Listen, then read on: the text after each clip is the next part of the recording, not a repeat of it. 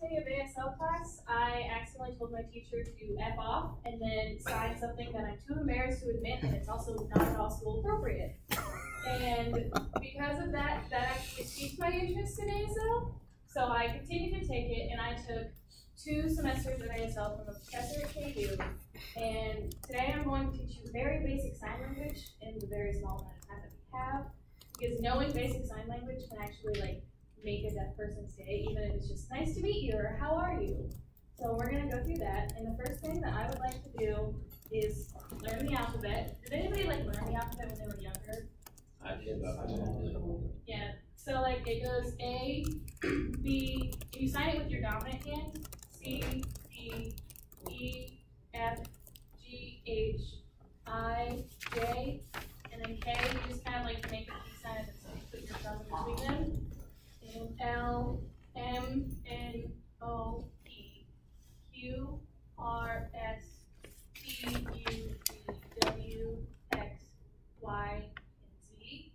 If you want to figure out how to spell your name, you can go ahead and do that. The only thing is with repeating letters, if it's a letter that touches, so if it's a T, you would touch it twice. But if it's an E or an L, you would just slide it. To show that it's a double letter. And then the 10 numbers are pretty easy.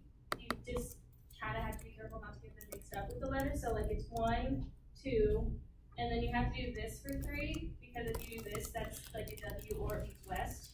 And then 4, 5, and 6, because normally you just use one hand. You just put your pinky down, and then 7 with your ring, 8 with your middle, 9 with your pointer, and then for 10 you just shake your thumb. And then now we're just going to go through some basic statements. So the first one is hi, my name is, and then finger spell your name. So to say hi, they don't wave because this can be a sign of saying no. So they normally salute, which is odd at first, but you kind of get used to it.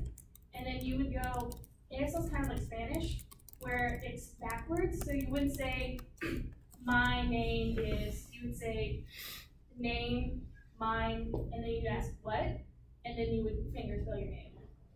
And I don't know why they do that, but that's just what we've always been taught. And then to say how are you, you kind of take your middle fingers and you put them on your shoulders, and then you kind of shrug and you raise them up. And that's more what's up, but people use it as how are you. And then it would be fine. You would put your middle, you would just put your thumb on your chest and kind of tap it. And then so, and then okay, you just put okay. And then if you were to ask someone, what's your name? You would go, name, yours, what? And nice to meet you. This is the one that I messed up.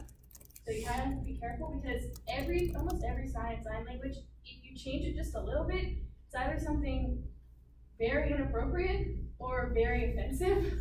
So you really have to be careful because, obviously they would know what you mean, but it's still something that you kind of have to tread lightly. So nice to meet you, you would take your dominant hand and you would slide it across your non-dominant hand, and then you would make 2 Ds, and you would use your dominant hand to meet the other one and then point at them. So you would go, nice to meet you. And a really important thing is facial expressions, because that can change the kind of question you're asking, that can change the whole meaning of your statement. Because if I were to go, nice to meet you, and I was frowning, you could tell that I was being sarcastic or I'm being rude. And with questions, if you raise your eyebrows up, it's a yes or no question, or even just a general question. So what's up? You raise your eyebrows up. But if it's the 5, is it the 4 W's, whatever? You would put your eyebrows down to show that it's what, when, where, all of that, just to kind of show what kind of answer you're asking. And I also learned some basic phrases. I know there's a lot of sports people in here, so I learned some of the sports. I don't know all of them, but I know football, you kind of intertwine your fingers, kind of they're beating in the middle. And then for baseball, you would just pretend that you're swinging a bat, but you have to be careful because if you go forward, that turns into fishing. And then volleyball, you would just do this. And let's see, what's another? Basketball. basketball, you just take 2 threes and you kind of shake them. But you have to do both hands because if you just do one, that turns into a car. And then track, you just like pretend like you're running around a track. Softball, I don't know why it translates to this, but you literally just do this. Like, this is softball. I don't get it either. I don't know, is there a sport I missed? I don't know rodeo. What? Oh. We didn't learn that. But, and then if you wanted to say player, this is play. So you would go football, play, and then person is this. So it would be a football playing person, so a football player. Or if you were to say like teacher, you would sign teach and then person, so a teacher. That's just like, it's technically considered agent. I'm not sure why they say it like that. And learning sign language isn't really difficult if you have a really fun teacher. I had a great teacher. In fact, he was my favorite teacher. And I think that's one of the main things that made me want to continue to learn it. And I also have used it in like a real life situation because I work at a hospital and sometimes we have patients that come in that are deaf. And so being able to walk into the room and sign like what's up to them instead of them having to constantly read my lips because that is tiring.